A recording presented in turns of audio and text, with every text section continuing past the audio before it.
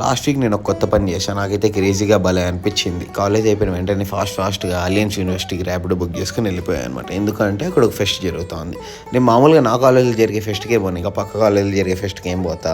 నిజమే, అందుకు కాదు పోయింది. ఎందుకు పోయినా అంటే నా ఫ్రెండ్ అక్కడ ఒక ఫుడ్ స్టాల్ పెట్టాడనమాట, దోశల స్టాల్. సరే ఒకసారి వెళ్ళి ఎక్స్పీరియన్స్ చేసేసిద్దామని వెళ్ళాను అనమాట. ఎక్స్పీరియన్స్ అయితే భలే ఉంది. వీడి పేరు జయేష్ అనమాట.